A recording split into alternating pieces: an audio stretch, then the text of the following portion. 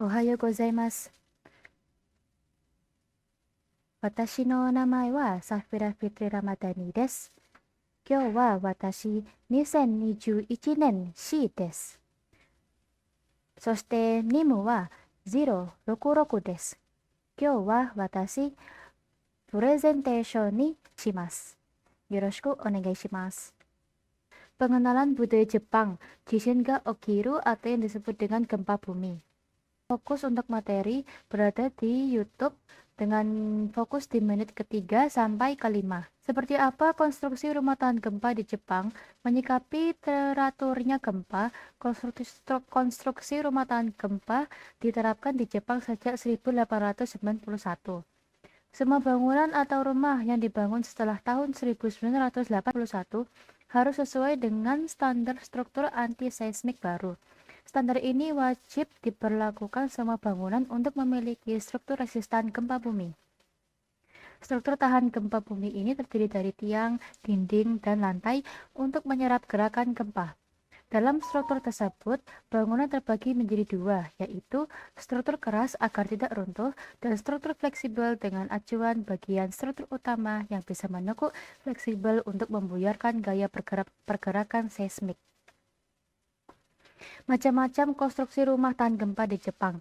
Kyoto memiliki beberapa menara tertinggi di Jepang, seperti Menara Kuil Toji dan Menara Kuil Yasaka. Keduanya memiliki tinggi di atas 30 meter. Semua menara ini umumnya menggunakan prinsip konstruksi dan bentuk arsitektur yang sama.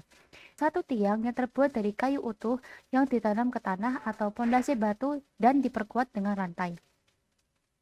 Di sekeliling tiang ini dibangunlah sejumlah tingkat menara yang sebenarnya terlepas satu sama lain, kecuali lantai yang paling atas. Mirip seperti serangkaian cincin longgar yang dipasang pada suatu jari. Pada saat gempa, tingkat-tingkat menara ini akan bergeser satu di atas yang lain dan menahan tiang utama agar tidak bergoyang terlalu jauh.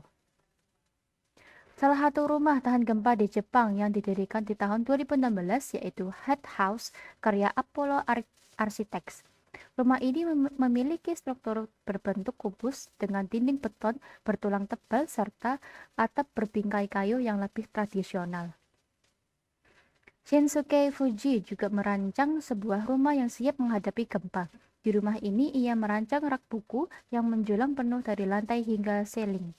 Tampak dari fasad rumah pun, rak buku ini dirancang miring sehingga goncangan dari bencana alam tidak akan merubuhkan seisi rumah. Dalam mitos Nihon atau Jepang, gempa bumi disebabkan oleh ikan lele raksasa yang bernama Namazu.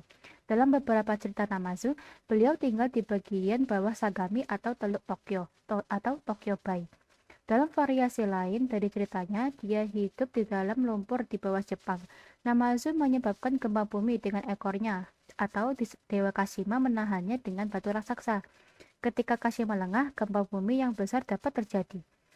Apabila pemilik rumah meletakkan lukisan Namazu di dinding rumah, maka kebahagiaan pun akan berpihak kepadanya, karena masyarakat Jepang menganggap Namazu ialah dewa.